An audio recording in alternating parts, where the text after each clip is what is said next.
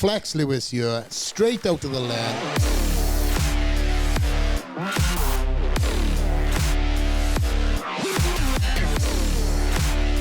What's up, guys? We're back, episode 15, straight out the Lair, and we're joined by my good friend, Jamie Christian. Hello. The world's tallest bodybuilder in the studio. You are a big fucking boy, mate. You are filling out that chair. This chair's comfy. It's there's snug. There's actually a weight capacity on that chair too, by the way. We've had some big boys in here, and I think you might be the biggest. You said I wasn't heaviest. How heavy was Andrew? Andrew's about That's two. A good question. I would say 2. I think it's 292 on the stage. Yeah. Okay, 290 then. Before I'll take the title as the heaviest. I'll take that. You are 6'5", right? 6'5", yeah. 6'5", 200 and 300. At the minute, 305 pounds. Yeah. I think I'll be on stage at 300. Wow. Not that it's like a goal, but it's a nice number. It's a round number, innit? Yeah. So obviously we love to get into the mindset of everybody that joins us on the podcast. And yep. Even though you and I have known each other for quite some time, I really don't know your story. So, yeah. And one of the exciting things, and I was telling my wife yesterday about doing today's podcast, is I get to know you just as much as the viewers do. Obviously, we know each other through the industry. We've had many occasions where, well, you've stayed here for 3 weeks. We've trained. You've trained here at the Dragon's Lair. And obviously, I know you from your rise in the amateur ranks on the British scene. That's and I've seen you made incredible improvements. You're filling out that frame, which, again, is certainly not the easy feat to do. But, man, you're looking phenomenal right now, mate. Yeah, I think in 2015 when I win the British title and we was both with BSN, that body power, I was like in the 260s. Yeah. You know, to have put nearly 40 pounds of muscle on. Yeah. You know how hard that is, especially when you've been training already for 10 years. Mm-hmm. You know, the trajectory normally slows down, but I've managed to keep it up, so thank goodness, because I am a guy that needs as much mass as possible, right? And the feedback is always the same. Just a bit more. Yeah, well, I've lost 40 pounds. You've added 40 pounds. Yeah. But shit, mate, you again have I think, typical British scene, right? It's like, oh, here comes another Brit, but he's not going to do good. Yeah. You know, that's the kind of knock you down mentality. Happened to me, happened to Luke, happened to James, happened to you. Yeah. And I think we've all got that sort of mindset of, keep fucking telling us. Yeah. We'll prove you wrong. And you're there now. I think that's the case. I think that's massive with me as well. And we'll go into this probably more deeply. But the thing's always been, I want to prove these motherfuckers wrong. Mm-hmm. Like, I know a lot of people doubt me. There's a lot of people that say, you won't do shit. You're too tall. You're too lanky. Too thin. Got no calves. Well, that's granted. And I got to sit there and look at them fuckers for the next hour. They're coming. I got to squash money against the chair. Yeah, proving people wrong has been something that I've done throughout my career, but in general in life as well. Yeah. It's been a big motivating factor that we all have in certain different ways. Proving people wrong has been a big mental thing for me. So take us back to the beginning. And obviously you're mentioning proving people wrong throughout your life. Let's start from the beginning and let's get into the whole storyline of Jamie Christian. Yes. Well. Born and raised, to start there. Born and raised. And one of the reasons why I'm wearing the Italy t-shirt, because a lot of people won't know this, but I'm actually quarter Italian. So it's not just because I like the colour or the fit, even though it's a bit short. It's fucking tight. It's the biggest they do. You have these problems when you're 300 pounds. But I'm quarter Italian. My mum's half Italian. Her dad was Italian. I was blessed with a surname when I was born, B-I-G-G, Big. No way. My name at birth was Jamie Big. Come on. So that would have been good if it would have stuck, but she got married, changed it to Johal. So then I was Jamie Johal for all of my youth. Yeah. And I think this is where the prove it wrong comes from. I'm just going to preface this podcast with, I'm 3.5 weeks out. I don't know if you had this, but towards the end of your prep, I don't know whether it's the low body fat or just the whole emotion of everything coming to a head, I get super emotional. Yeah. Ooh, Yeah. we like that. Oh, yeah, we love that. Tap into that, my friend. So we'll see. This could go any way. Yeah. I mean, I got nicknamed the horse whisperer after my wedding because the wedding speech was terrible. Really? I couldn't say a word. I was like... Sounds like Guy Sistanino at our wedding. Yeah. So my best mate, Ben Stutz, I give him a shout out because he's Welsh. Oh, really? And he's so jealous I get to talk to you. So he nicknamed me the horse whisperer, the bastard. Yeah. Anyway, going back to the beginning, so proving people wrong. In sports, I mean, I was so tall from the age of like 13, even I felt out of place. So How tall are you at by 13? by 13, I was probably size 9, size 10 shoe, but I was verging on 6 foot. Wow. So I Big grew boy. quick, and then the trajectory after that was a bit slower. Yeah. But yeah, I was like playing football with guys, soccer, Yeah. who was coming up to like my hip, it seemed. I was like elbowing these in the face by accident. So I was always the odd one out, physically. But then at home, I mentioned my stepdad, who is my name, Joe Howe. He was a fighter, kickboxer, MMA fighter. Worked the doors for his whole life. His other job was like a debt collector as such. He was like the heavy man that was sent to collect the money. Second to that, he had a rough upbringing, and he had to defend himself and his brothers. I think he grew up in a rough area, and there was a lot of violence with him growing up. So that was what he was born into, what he was used to. Yeah. He was never physically violent in the relationship with my mum that I saw, or with myself or my siblings, so it was not to that level. But the arguments in the household were frequent, very aggressive, very loud, throwing plates and screeching off car wheels, neighbours twitching the windows down the street. It was one of them, you look back and think, shit, that was embarrassing. So from that moment, I knew that I didn't want that life. There was always arguing about money. My mum worked to a point, but trying to think like when it was. I think I was at school. I think I was like 14, maybe 16. But she stopped working. She got mental health. Have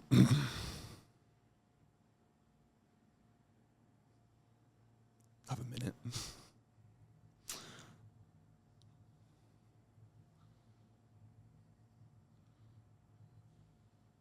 It's like I was on my wedding speech. So, from a young age, from a young age, I've known that my mum's struggled with things from her past, which has led her to be on antidepressants for like 20 plus years. Oh, excuse me. Told you, emotional in prep. You good? I think have a sip of water, confidence juice.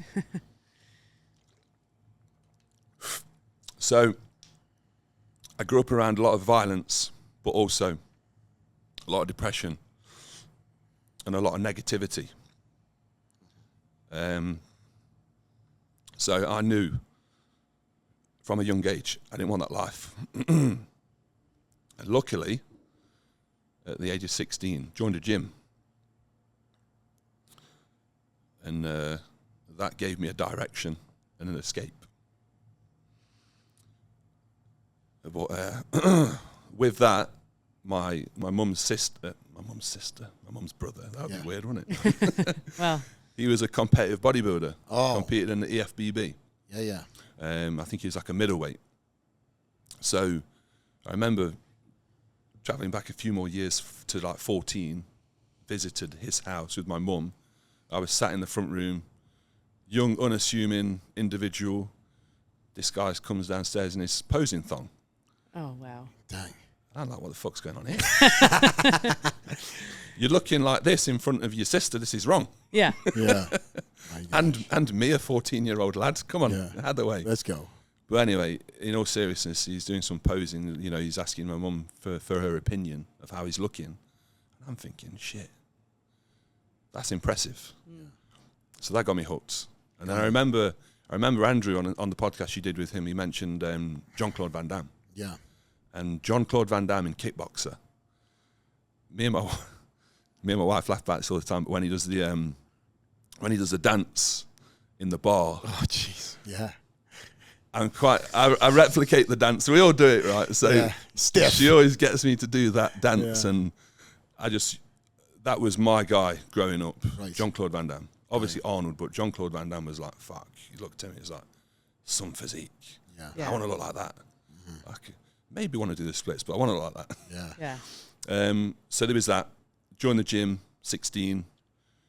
I joined the gym where my uncle trained at, who they competed out of there. So, you know, the typical English gyms with the bodybuilding posters and the trophies, the nostalgia, all the old guys with the baggy pants. Yeah. It was Clone just pants. the environment that you couldn't It was. escape. That's what I grew up in. Yeah. The brag tops, Yeah. the little bit of string vest coming through the rack. That's it. Yeah. And from there, luckily, that gym had like an in-house show every year where they just had the people who trained at the gym compete in this tent, the Muscle Tone Classic. Shout out to that show. Shout out, definitely. I went there in 2008 and watched it, and I was like, I'm going to do this fucking next year. So 2009, I did it. How old are you then, say, Jamie? So in 2008, I would have been 23. Okay.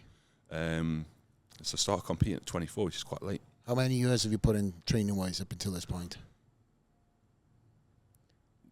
4 years. 8 years. I've been training for 7-8 years before that point. Yeah. But as we know, Yeah. pissing about. Yeah. My diet was like pizza and chips, milk for protein, the CMP mass gain. I had that too. Yeah. 3 of those a day Oh, sorry. with full fat milk, of course. Yeah. Um, Kerry K's era. yeah, definitely. So I did that show in 2009, sorry, the year after, didn't place. And I was pissed off because I thought I'd diet my arse off. There was nothing left, but probably no muscle left either. Yeah. I was at 14 stone, so what's that? 200, about 200 pounds. Wow, 200 pounds, 6'5". Yeah, so not a lot left, but I was shredded. I was happy with Yeah. the end result, and I was posing up there like I was fucking Arnold and whatever else. But I didn't place, and then I was like, I think I had that the terrible post-competition thing that no bodybuilder should ever do was, I was robbed. Oh, yeah. I was robbed. But it made me want to do it so much more the next year and come back and do it again. Absolutely. I did it the next year, I won the show. But not only just the novice class, I'd progressed that much in 1 year that the owner of the gym, Mick, said, Jamie, you can't do novices. If you do novices, I ain't got no novices. He says, you're doing misters. I was like, Mick, it's the second year competing. He goes, I don't care, you're doing misters. Yeah. And there's only 3 in it, but one was like 30, one was 40, Yeah. and there's me, early 20s, won the show. And then the year after, that's when I started competing with the UKBFF, and that's when it just like went. Phew. So what did you do between your first year and your second year of competing? Obviously, you changed the diet, I'm guessing, and you just focused more on your craft, right? Yeah, because I don't know if you know this book, but there's an old school bodybuilding book called Sliced. No. And this is like a real old school paperback book. And Mick, the manager of the gym who did the show, he pulled this diet from the book, stuck it on the counter. Everybody in the gym did the same diet. Oh, no shit. So you got 6'5" me doing the diet, same as 5'6" someone else. What's where you going with these 5'6" fucking things, bro? Come on. Same as the bikini girl. So yeah, I just learnt more about nutrition for that next year, and was more invested in training, more invested in the lifestyle. I mean, who at 26-year-old, none of my friends stopped going out, stopped drinking, took it that seriously that this was now the thing that I wanted to do. And actually at this time was when I had my son with my ex-partner. So we actually split up, and it was great seeing you guys on the podcast talking about relationships and how important support networks are and things like that, because I'm very fortunate now to have a solid support network at home. We've been together 10 years, married for 8, but it's not always been like that. And the mother of my son, we split up because she was like, fuck this lifestyle. Yeah. Yeah. And that's what you guys are saying, and I say the same, that if you are someone that doesn't support the lifestyle and you really want to do it, well, that relationship's just not for you. It's just going to, Yeah. Yeah. So, but so you have your son. You are now taking, are you in the UKBFF at this point? Or no, that was... Yeah. Okay. And so how was that? Because, we were together in a good relationship, right? Well before we had our daughter. Yep. So I can't imagine, you have a new responsibility. You're a dad, right? And you're realizing this person isn't the right fit, or it's not going to work with your newfound, at the time, I don't know if it was a career, but a goal, right? It was something that you wanted to do. Yep. So must have been challenging, right? I mean, it was. Yeah, it was challenging, but I was going to say that the beauty of bodybuilding is that we're so invested in it. It offers such a distraction in bad times as well as good. So some people probably would have been like heartbroken or really upset that a relationship was over that you invested a lot of time into. But I was just so invested in the relationship I had with bodybuilding that relationship didn't matter anymore. As cold as that sounds. Yeah. I could still be a dad if we're not together. And for a period of time, I definitely wanted to be that guy that was with the mother of my son, because we're a family and you make it work. Because my real dad, again, he's got, I think it's 5 kids, 4 different women. And I was growing up saying I'll never be that guy. Never be that guy with multiple kids with different women. Right. So I've managed to do one with one. I stopped there. Me and the wife have got 2 dogs together. They're our kids. So French bulldogs, right? Yeah. Bloody things. Yeah, they're great. You know dogs, man. They're just like your kids. Yeah. We lost one last year, and it's still hard to think about now. Even more than a year on. It's I know. Man. Yeah, that's my dog, right in the corner, right behind Bronson, covered by the boxes. Yeah, but that dog was with me before I met Ali. Yeah. I was sleeping on the sofa, broke, fucking dog between my legs. Yeah. So I know it's part of their kids. Yeah. And you've got special memories, and that's what you really got to hold on to. But we were talking about your where were we with the relationship side of things? Yeah. So pick up where you were left off. Sorry, man. I kind of segued right in the middle of that. But talking about dogs, and I said my emotional side was going back to dogs are more important than anything, so it doesn't matter. Yeah. But I was just saying that I realised that it was definitely better to move on and be a separate family and be a father to Harley, my son, as a single dad, than try and force this issue that clearly wasn't working, because quality of life that he and I and her would have been dramatically poorer had we tried to just grind it out. Yeah. So that was it. And I think bodybuilding for a lot of people, what I was saying as well, is in hard times acts as a great escape. And I think that was the difficult thing with the C word, right? That people didn't get to train and suffered really mentally for that. So I think it's a great thing. It's been a great thing for me to have over the years, for sure. And now where you are, we'll keep it on the timeline. So you've now done how many shows at this point in time? So this would be like 3 shows in. Yeah. And then I actually did the 2012 show, which was in the fourth show, Body Power 2012. Yeah. And my wife, Katie, now wife, messaged me 6 weeks out saying, Facebook message. She slid in the DMs. She got in the DMs, yeah. Yeah. Fancy going for a coffee? Oh. I said, no. I'm in prep. I'm 6 weeks out. I'm 6 weeks out. I'm a bit tired. Why don't we do something afterwards? She's probably thinking, motherfucker, blew me out. Wait 6 weeks. Fucking weeks? Yeah. And I think she said something back like, if I'm still available. Right, of course. Yeah. That's what I would have said. So anyway, I won my competition, Body Power. Classic class. I think I was there for that. 210 pounds. So I'd not grown a lot, but I was doing the height weight class, so I was getting down to that weight. And I messaged her and says, look, I won my show. Do you fancy getting that coffee? And she was like, yeah, cool. I'm single. Let's go. And that's it. So she wrote. That led me then to have 2 years off. Fucking women. She told you to take 2 years off? She's She like, didn't. I fucking waited 6 weeks for you. Yeah, Now yeah, we're yeah. together. We're going to Yeah. wait another 2. Yeah. No. So 2012, you competed in body power. So now, fast forward, didn't you open up a gym in that period of time after body power? Is that the timeline? No, so the gym was 2017. Okay, I'm sorry. Yeah. I'm going to jump ahead all over the place. What happened is after the 2 years off, and it was a joint decision. Like I'd really like to, new relationship, going out for eating. She was a feeder. I was getting fat. I was like, fuck this competing. But we got married. So I proposed in 2000. We went really quick. Yeah. So we met in 2012, which was like the May. I proposed in October. We got married in 2014. Okay. In May. So there was like a year and a half. But after we got married, I was like, right, you've had your time.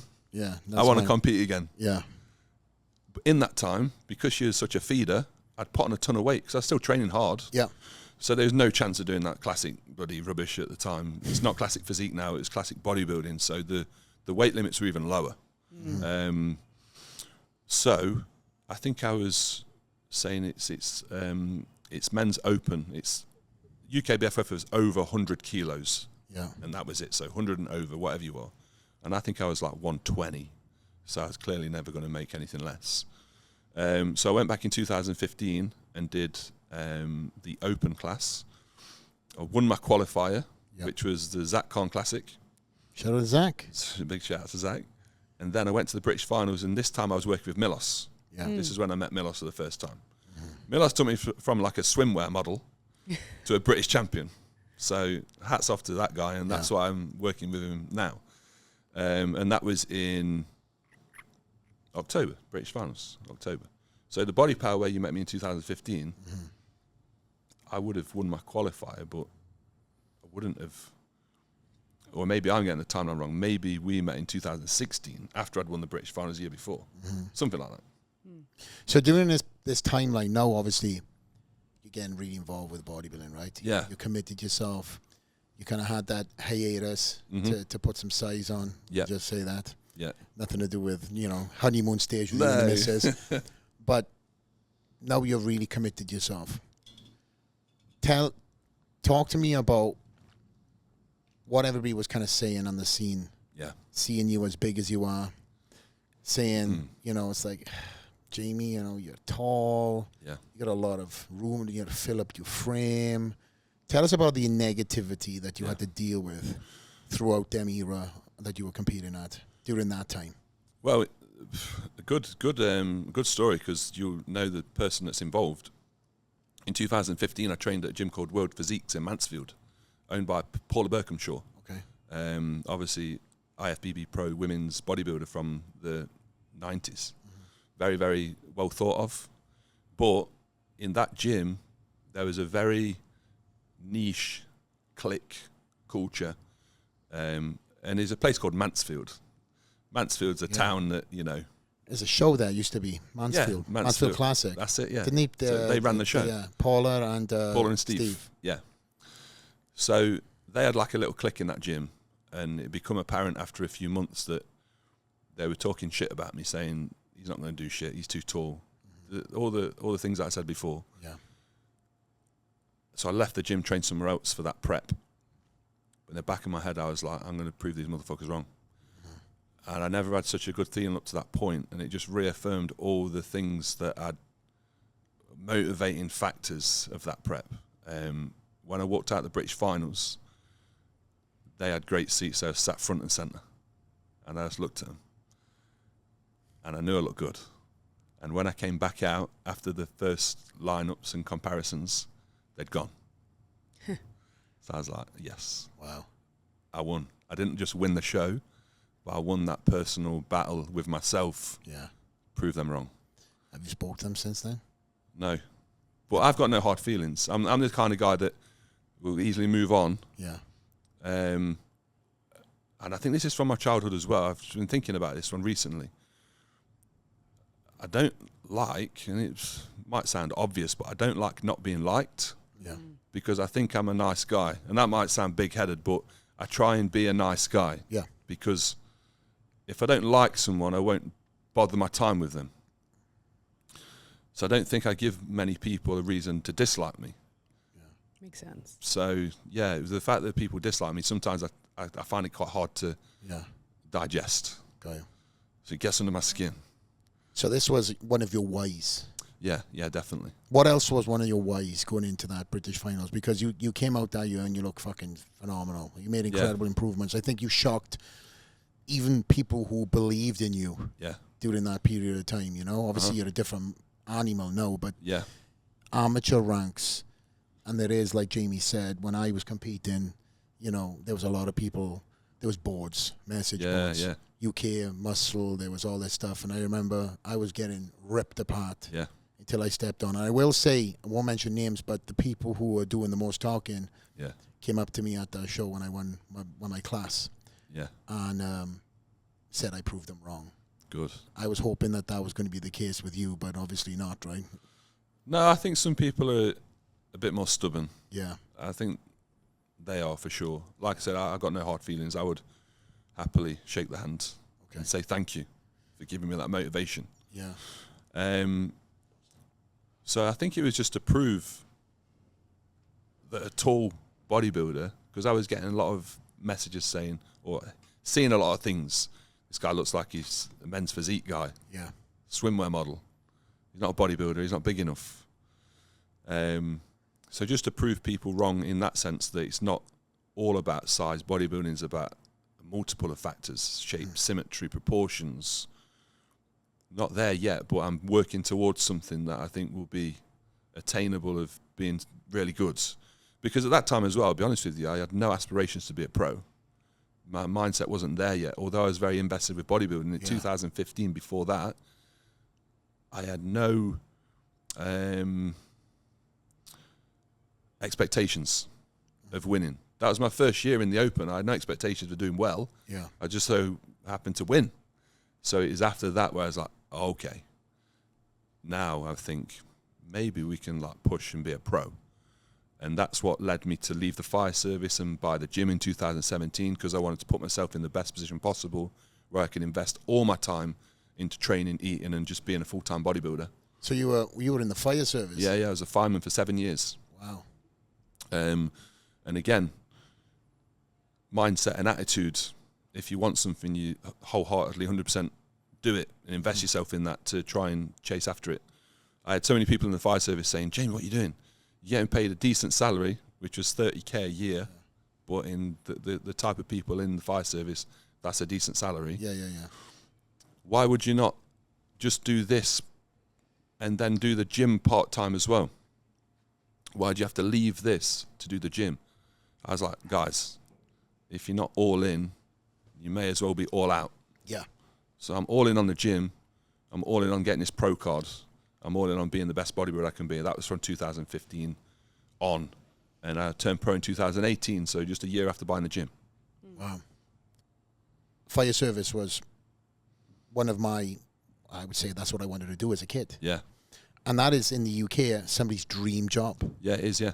So for you to be in the fire service for, what you said, 7 years? Yeah. Then all of a sudden, turn around and be like, hey, I know I'm taller than the average bodybuilder, significantly taller than the average bodybuilder. Yep. Now I'm going to go into a sport that I get pretty much told by a massive percentage that I'm too tall. Yep. I'm not going to do it. You've got family members that are pretty much told you that, you know, why are you doing this or whatever the whole ins and outs are. Yeah.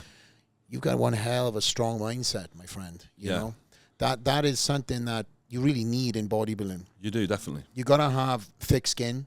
Yep. You know, growing up, you know, the stories that I've said on many other podcasts, I was told I wasn't going to do it. And I just love proving people wrong. Yeah. And you're on a great trajectory right now to doing the same thing. You know, again, if you asked me 5 years ago, would you be standing on a pro show pushing pros, I'd be like, it's going to be a tough thing. Yeah. And I believed in you. Yeah. You know what I mean? Mm-hmm. But now, again, your mentality to commitment to the craft is now coming full force. You've spent 3 weeks here a couple of months ago. Yeah. You're getting in the mix of multiple different things within the bodybuilding circuit to show that you're committed. Yeah. And obviously the commitment to your craft is now being seen on your frame. To fill out a fucking frame that's 6'5" is fucking so hard to do. Yep. And, again, at 310, right? Yeah. 310 pounds, you still know that you've got more room to grow. Yeah. And, you've got phenomenal proportions. Yeah. You're built really good. And it's fucking scary. If you keep on adding the pounds in the right areas. Yeah, definitely. Now, you're talking about pro wins now. You're in that conversation of pro wins. So for me to see him go from amateur status, body power, to now, here at the Dragon's Lair, having people talk about you. I see what people say about you. Because, again, you have a very impressive stature, but you're also, the jolly big giant. You're a very likable person. Yeah. And when you were here for them 3 weeks, I don't think, I know everybody was gravitating to you because this guy came into the gym and, everybody's like, oh, hey, you're like 5 minutes and you're fucking shaking hands. Yeah. Terrible at that, by the way. For the inside joke for everyone watching, Jamie is still trying to learn the American handshake. It's about 5 different ones. Yeah. Terrible. Just stick to one. But we did on the last day we did master it. Yeah. And I'm very proud to say, on your arrival tonight, you picked up where you left off. That's because I had a 10-hour flight and I thought about nothing else. So he practiced. He was shaking everybody's hands in 13 to 17. Yeah. No, but it's also just a preface, and we kind of just jumped into this podcast. Jamie had landed not but a few hours ago. Yeah. And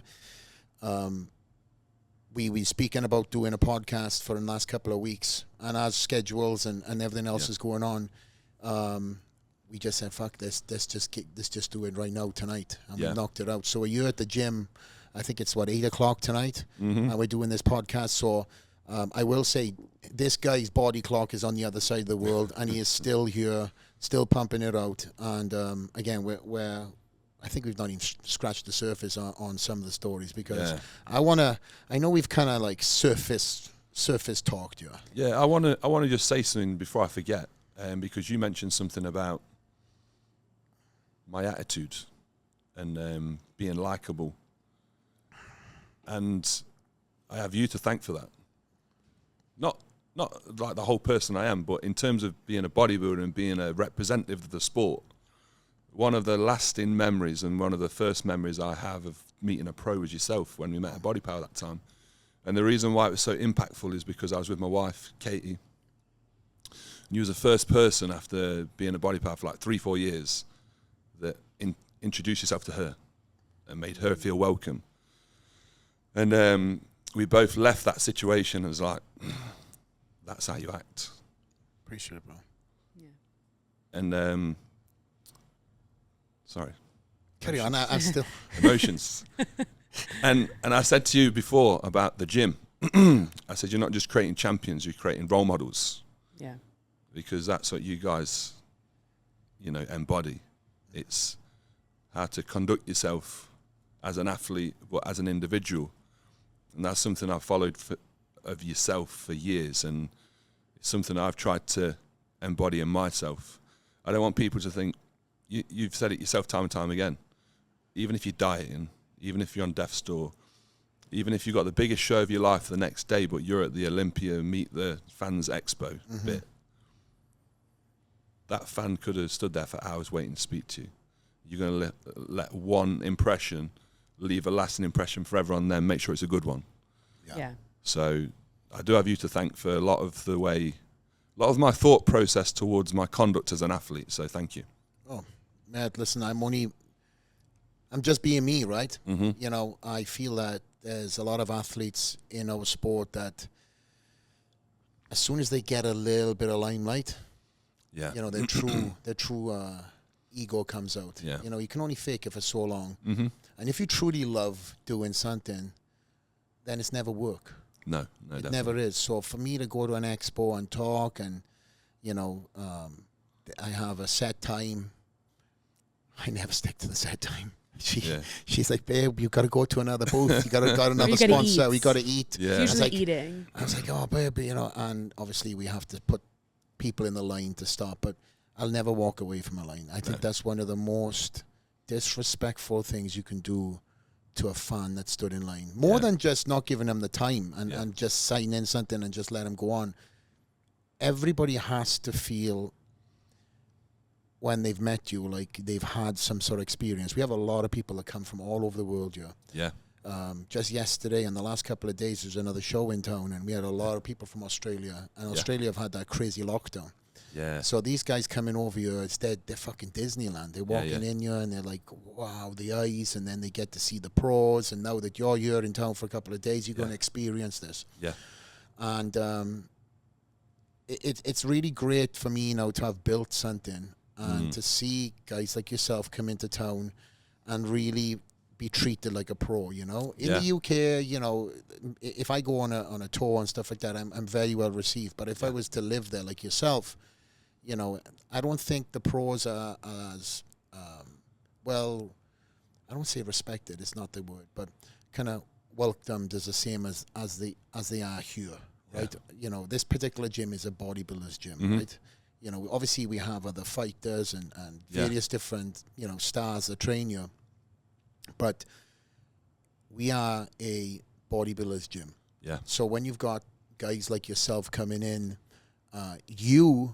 even though, you're on the climb in your pro career, you're also seeing guys, it's like, oh, wow, that's, you know what I mean? You get to see old friends, meet new friends, and also you've got the fans that come in and see, all fucking 6'5" of you. Yeah. Yeah. Yeah. And that's one thing that I got from when you came here last time, was the impression you left, not only on my members, but the day passes. Everybody's like, oh, man, what a great guy, because you love to talk. Yeah, I do. and obviously you have the charm and everything else, but it's just the energy that you give. And a lot of guys who, from years of old, who have been able to get into a very similar situation to yourself, have not utilized, that opportunity that they've been presented with the fans. Yeah. They've kind of like squandered it. And then when their careers are over, it's just like, oh, that's so-and-so. Even if they remember your name, it's all about creating a legacy. Regardless, what you do on stage, that is a show win that, many might not even know of. If you win, a show here in the US, and that's a feather to your hat within the bodybuilding community, we would know. Oh, Jamie won Europa or whatever else. But when you meet a fan, they just know you from the persona that you give them from Instagram. And then when they get to meet you, obviously you have to, obviously make sure that that's much bigger than they expected. And that's one thing I try and do as well, is try and be me on my social media. Yeah. So when people meet me in person, they're meeting the same person. Right. Not this alter ego or smaller version or that looks shitter because he's photoshopped all these pictures. I know I take a crap picture as well because you're taller. The ratios are just off. So I prefer that because in real life I think I look better than the pictures. So that's good for me. I showed a photo to my daughter earlier of you. I said, look at this. Daddy's going to meet the giant later. And you're standing next to a Jeep. Obviously, my Jeep, I kind of played it too. Yeah. You're standing next to it like a regular size Wrangler. Yeah. I think you might it's a Jurassic Park one. That's it. Yeah. And obviously, my Jeep is jacked up. So she thinks it's the same Jeep. No way, bless her. So she was like, Daddy's so tall. He's so big. He's not stronger than you, right? No. I said, come on. He ain't stronger than Daddy. Oh, bless you. So obviously my daughter's looking forward to meeting you as well. Oh, fantastic. She's amazing. Yeah, she truly is. But back to bodybuilding, right? So where are we right now? We're in 3 weeks out, right? Yes. And for the fans watching that don't know, what is the next show for you and what's the plan? So the next show is in Italy, and hence the T-shirt. Bit of a double whammy there. Like an XL top. This is a 2XL. I can't believe they don't do a 3XL. Is it a 2XL? It's a 2X, yeah. Where the fuck do you get in a 2XL T-shirt, bro? I wear 3XL to this day. Yeah, but this is a football T-shirt, so they're like bigger fit, aren't they? Come on. Okay, we'll I go normally with it. wear a 5. If I was to wear some Dragon's Lair clothing, I'd wear a 5. I'd like to see you wear a 5. You'd be a blanket on you. But Oh, yeah, anyway, okay. this is your story. Let's make a test. This is your story. So Italy is in 3 weeks' time. Yeah, From Italy, I'm going to go to the Arnold Classic UK, which is in 5 weeks' time. yeah. And then a week after that is France, Yamamoto show. Oh, I'd be there. Oh yeah. Wicked. And then a week after the Yamamoto show is Italy, which I think is Yamamoto show as well. Yeah. Yeah. So there's You those got 4 a shows back-to-back. back to back. Yeah. He's just again, Milos, influential guy, but I'm of the same understanding as him that if these shows are there for the taking, they're all in Europe, they're all close. Yeah. Why not fucking do them? Go for it. Because I ain't gonna do or have the chance to do this forever. So I want to do as many as I can while I can, and increase my chances to get to Olympia as much as I can. So what are your goals right now in bodybuilding? So I would say my goals are to be the best tall bodybuilder ever. So I would say with that, the comparisons, and I'm talking like 6'5", because there's more and more 6 foot bodybuilders coming through now, which is great, Yeah. because I think that gives me a better chance of being compared. Yeah. Yeah, Because absolutely. up to now, I just don't think they've been able to compare me. So it's like, well, I don't know what to do with that. Yeah. But be the best tall bodybuilder, and I think in that kind of sentence should be alongside Louis Ferrigno, who's 6'5" or 6'4", or maybe 6'3". I don't know. Bodybuilding's like wrestling, isn't it? It's like add a few numbers on. Yeah. Ralph Mahler was supposed to be 6'6", but again, he is rumoured to be 6'4", 6'5". And that's really it. Gunter was quite tall. Gunnar was tall there. Yeah. But if I can be remembered as one of the best tall bodybuilders to ever live and compete, be on Olympia stage, Yeah. that is like a massive, massive tick in the box. I've got one pose that I think I can be remembered for. So some people want to win how many Olympias and want to win New York Pro and blah, blah, blah. I'm very realistic with my physique, and I think the potential it's got to do certain things. So I'm not saying I'm going to win or top 5 at Olympia, but I want to get there. Yeah. I think I can definitely do that. But then a little one for me is be remembered for having the best front lat spread. So I think that's just my shot. And I think the bigger I get, the better it'll get. Absolutely. And if I can hit a front lat spread shot at the Olympia and make that an iconic picture, that is something that obviously I'll remember forever. Yeah. So that's it really. The big thing for me is having the hard work that it's took to build this physique acknowledged. Right. Because I want to like make a comparison between golf and bodybuilding, right? Golfers get a handicap. Mm-hmm. I think I should get a fucking handicap for being a foot taller than everyone else. I know it doesn't work like that. Knees. I know it doesn't work like that, but what I mean is, I know the judges haven't had to kind of factor this in before, but I think when they're judging me, instead of just simply saying he's taller and doesn't look as thick, because I know when you look at a photo, my shoulder's bigger than that guy's shoulder. Yeah. But because I'm so much bigger, they want the shoulder to be twice as big, not just a bit bigger. So I would hope that they would begin to mark me based on the size I am on my frame, as opposed to just your comparing me with your average 6'8" bodybuilder, whatever that is. I think it's going to work in your favor in some cases because you stand out so much. Yeah. Then all eyes are going to be drawn to you. Mm-hmm. You know, with how bodybuilding is right now, right? The kind of average height for bodybuilders would be, I would say, like 5'8". Yeah. Average height, right? Yeah.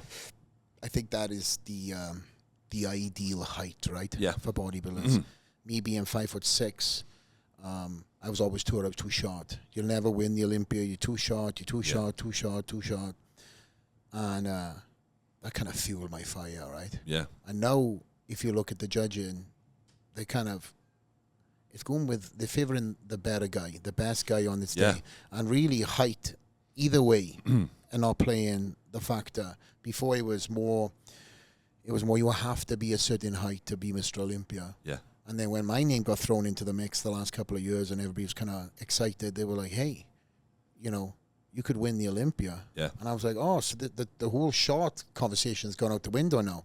But there will always be this sentence: a good big guy will always beat a good short guy. Yeah.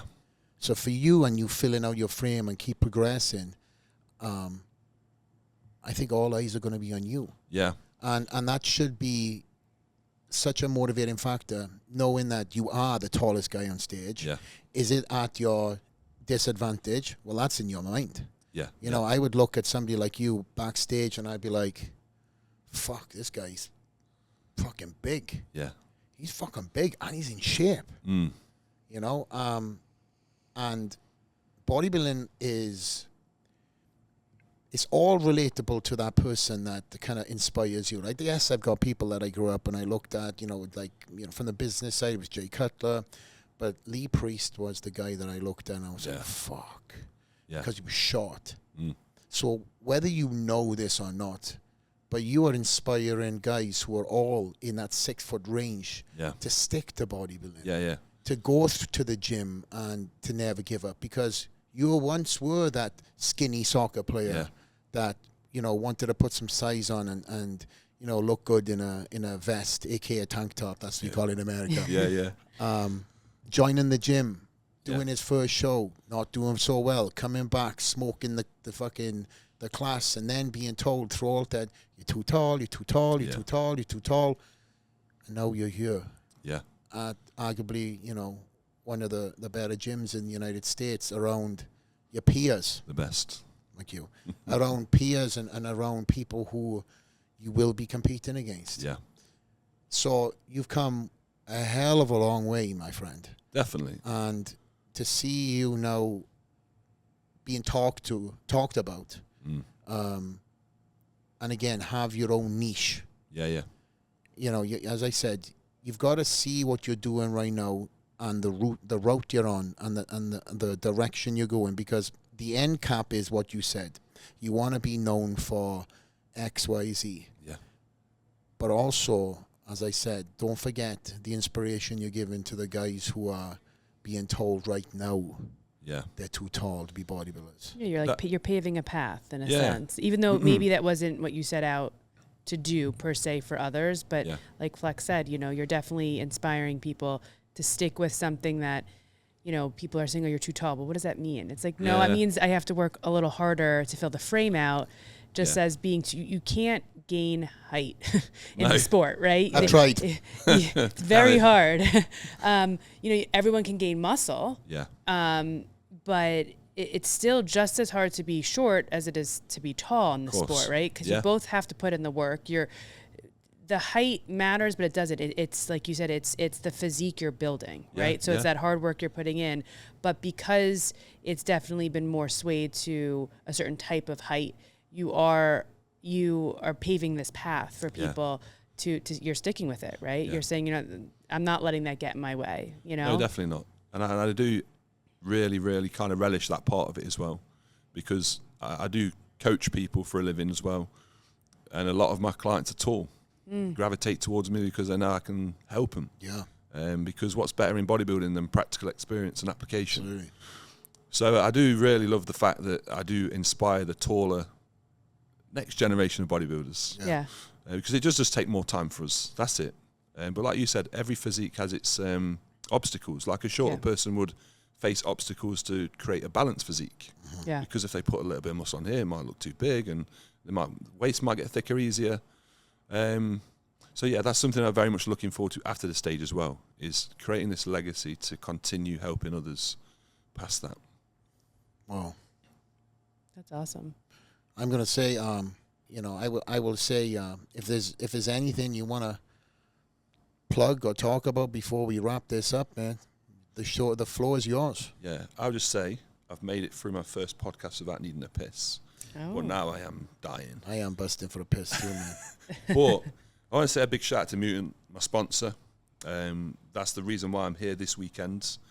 they've been fantastic support system already. And I'm looking forward to just showing my worth to them as well, giving back to them.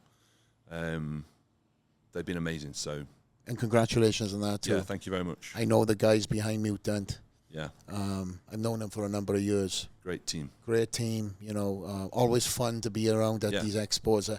Kind of my run-ins with them would be at Germany. We'd always have, somehow we were always opposite the booths. So me being me and my shenanigans, I'll keep that to myself. But it was always fun to see these guys. And now all you fucking hooligans are at my gym for the next couple of days. Gonna mix it up. And have they made the announcement yet about the pro that they've signed? I think know. so. They have? Yeah, they have, yeah. They have? Yeah, so... Well, you fucking break the news. I'm sure they've brought on the giant killer, Sean Clarida, try and kill the giant. We're training back tomorrow morning. I'm going to kill that motherfucker. So the giant is versus the giant killer. Yeah. Oh, listen, yes, time for a piss. Well, I'm going to prolong this as much as I can. No.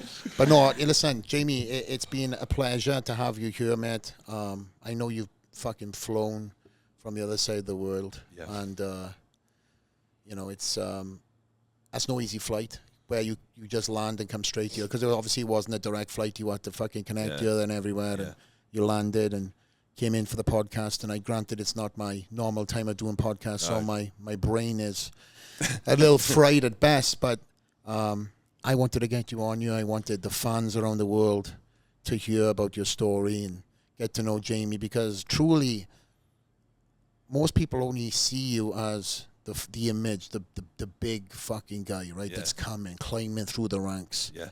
But now, there's a context, there's a little bit of a story that I'm prolonging. You are right. Let him go to the bathroom.